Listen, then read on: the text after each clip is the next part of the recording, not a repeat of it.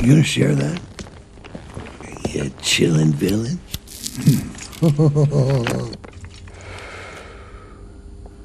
Just like a choo-choo train. You gonna share that?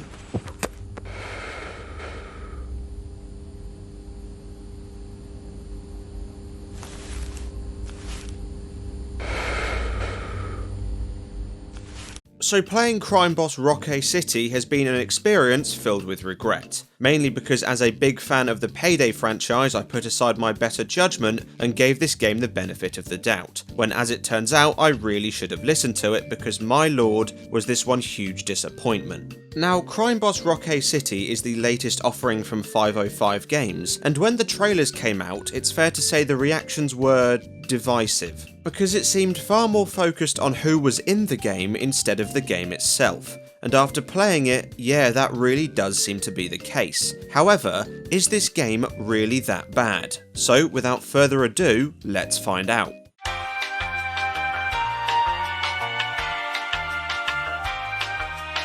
Set in the 90s, the story follows Travis Baker, a small-time pill dealer voiced by Michael Madsen, and when the city's kingpin, called the King, is murdered, his now vacant throne creates a power struggle with every major criminal in the city trying to take it. It's then your job to build up your criminal empire, and that's about it. So yeah, nothing all that groundbreaking, but what's interesting here is this game's permadeath system. See, if a character dies at any point during the story, they die for good, and if that person just so happens to be Travis himself, well, the run's over and you have to start all over again. Although, providing you've gained some XP, you'll then be given upgrades to make the next playthrough easier, hopefully adding to the game's replay value. Hopefully, of course, being the operative word, but I'll get to that. Also, while the overall story is perfectly fine, albeit very unoriginal, I cannot say the same for the characters who are trying to sell it. See, this game's entire trailer was them flexing about their star-studded cast, and I have to say, it could not have backfired any harder if they tried. Because while you might have Michael Madsen, Danny Glover, Vanilla Ice and fucking Chuck Norris, it doesn't matter if their performances are going to be so hilariously awful. Where's the shipment's final destination? Now granted, some are better than others, for example Kim Basinger, Michael Rooker and Damien Poitier, who interestingly enough played Chains in Payday 2 and essentially takes on the role of Bane in this. The escape vehicle is at the extraction point. What is your location? However, the ones that are bad, my god are they awful. Chuck Norris, for example, has some of the worst voice acting I've heard in a very, very long time. And there's a new guy trying to push his way in. The Candyman, Travis Baker. All right, Meaning... we'll take back the fort. The guy sounds like he just fucking phoned them in on a Nokia 3310 and could not give a single shit how they sounded. And by the way, I'm in no way trying to knock the actors here. They clearly got fat paychecks for doing this, and let's be honest, it was almost certainly the only reason they did. I just wonder if at any point someone thought, well maybe, just maybe, there's a better use for the money we're spending on these people, since to be honest, none of them really add anything besides a few unintentional laughs. Nah, man, Rockay's a weapons paradise, but the price ain't no bargain. Unless... At no point do you feel anything towards these characters because a lot of them never even interact, and when they do, it sounds like two people having two different conversations. Got it. 5 minutes, man. Let's kick it off. Game time. Leave a big mark. Better start practicing your end-zone dance, cause we're gonna be there often. I want them shaking in their boots. See you in the end zone, mofo! Honestly, this game's biggest selling point did nothing more than contribute to one of its biggest flaws.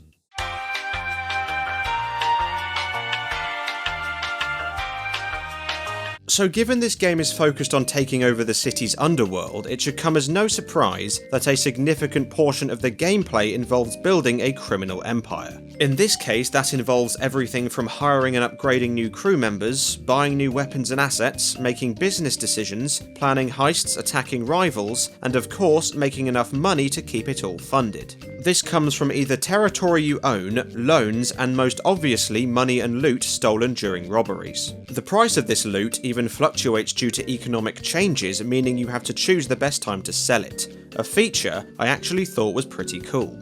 You also have events which can have either a positive or negative effect on your business. For example, you might be given a large sum of money from a rival in return for a temporary truce, or have to defend a warehouse full of valuables to save half your cash. However, while the idea of running a criminal empire may be exciting, what I've mentioned only occupies a small portion of your time, since the majority of the game's criminal empire section is dedicated almost entirely to turf wars. See, turf wars basically serve as this game's progression system. Since the more turf you hold, the better the heists are, the more high-level crew members will become available, the greater police resistance will be, and most importantly, the more you can progress the story. And while the order you can tackle it is fairly open-ended, without enough turf, you won't even be able to access it. So this means a lot of the game is spent either taking turf or defending it. See, the way it works is when taking a turf, you must first recruit soldiers through Michael Rooker's character Touchdown, who are then used in fast-paced winner-take-all gunfights where if you die, you're simply given control of another soldier until you've either killed enough enemies or there's no one left to control. It's also worth noting that soldiers can only be used once a day, and if they get killed, then you have to replace them via more recruiting. However, when defending turf, you take control of Touchdown himself and his incredibly overpowered machine gun.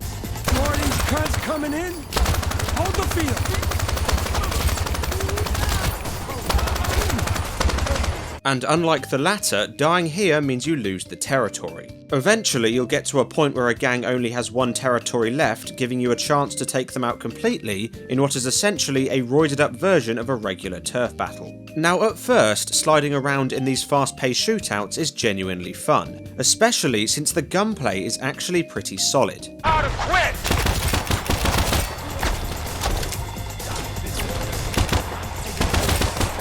Although the more you do, the more the problems become glaringly obvious, quickly going from something quite enjoyable to an all-consuming chore. Firstly, it's disappointing you don't get to see the reaction of the respective gang leaders when you take all their territory. Instead, you're simply informed they left town and never hear from them again. Yellow's gone. You skipped town. The wannabe that will never be. So... Yes, LT. Time to step it up? Baker time.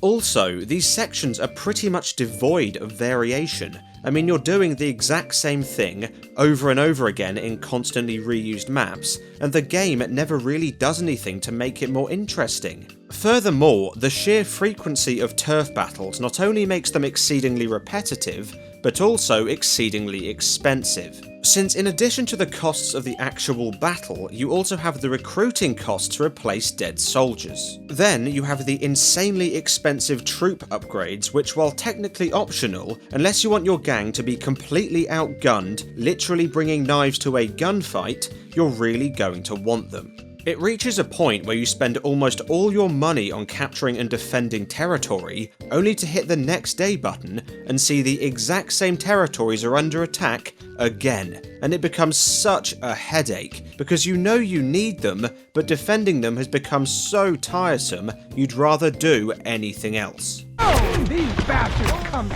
play!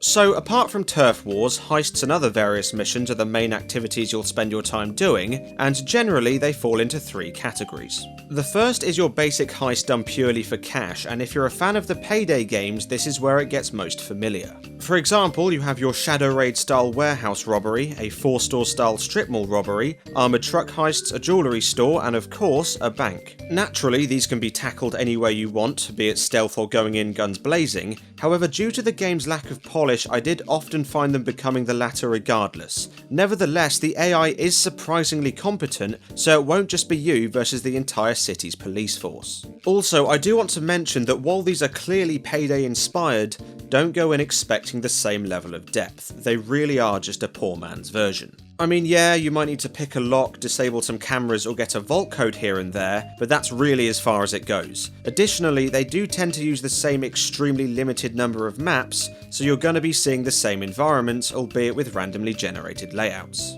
Also, much like capturing territory, these missions become extremely grindy. Like I said, you're going to need that extra income to fund turf wars, so naturally they suffer from the same issue in that they become incredibly repetitive. Get here. Dang, one's down.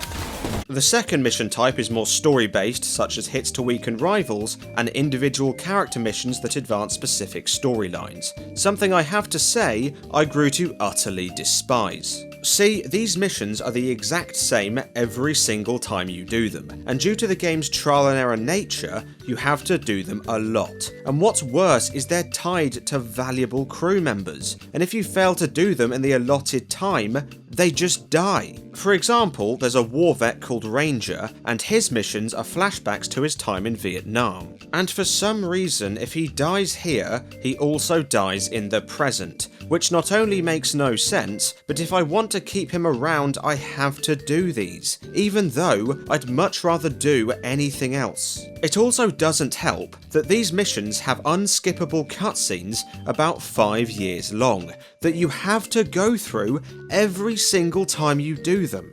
Right, so the final mission type are heists, well, to be more specific, much bigger heists that take a lot of time and investment, however have much bigger payoffs and can only be done once per run. Now, for reasons I'll get to, I only managed to experience 2 of these, but I can confidently say that these are by far and away the best part of the game. Sneaking around a mega yacht stealing coke, or robbing a train filled with cash while shooting your way out, is genuinely fun, and they're basically how the whole game should have felt to play. It's just a shame that a lot of the other activities get so money hungry that accessing them can be a real pain in the arse. Honestly, my only real issue with the actual heists is when you fuck up, since they can take some trial and error, and if you mess up, you can't do it again, unless of course you restart the entire run. Now, you can circumvent this by just closing the game before you fail, and it's something I did routinely during these missions, because if I'd played the way the game intended, I would have had to do the campaign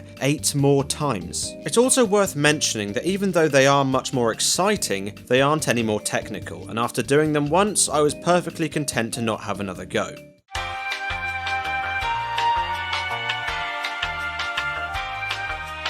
So on top of the campaign, the other 2 modes are Crime Time, a quick play mode for the various heists you've already done, and Urban Legends, a kind of side campaign where you do the heists you've already done, only this time it's to unlock characters that can be used in Crime Time. See, due to their weak weapons and stats, the starter characters really aren't going to get you anywhere. So by playing Urban Legends, you can unlock better ones by 3-starring each level, something which is much easier said than done. And it's pretty much the entire reason I didn't play them a whole lot, since not only had I already done the same level dozens of times, but you're essentially putting in loads of effort to have an easier time in a game mode which is ultimately pointless.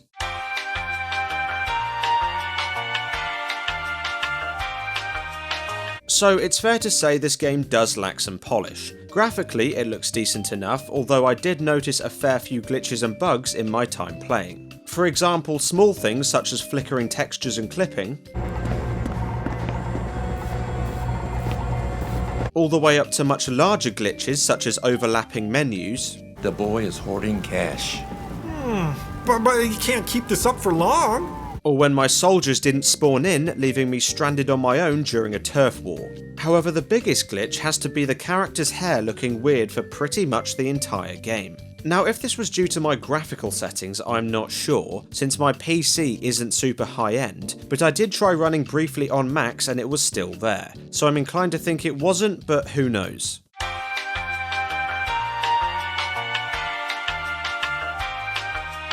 So that was crime boss Rockay City, and if I was to describe it in a few words, they'd be disappointing and wasted potential. You know, I genuinely like a lot of what they were trying here. The concept is cool, the gunplay is good, the big heists are great fun, and at its peak it's a really enjoyable game. It's just a shame those moments are unfortunately very far and few between. The main issue is that this game sorely lacks any kind of variation. Sure, you have the fun moments, but in between there's what feels like a never-ending stream of repetitive, identical, mundane activities. And yes, I know I'm saying that as a Payday player who's run Shadow Raid a disgusting amount of times, but the content here just doesn't have the depth to keep you interested. Then add in the lackluster story and voice acting, and an overall tedious experience, and it's not something I can recommend. Now, maybe this improves in the future, maybe it doesn't, but either way, I can't see this having a very long shelf life, since even if it is fixed, Payday 3 is due to release this year, so unless something goes very, very wrong,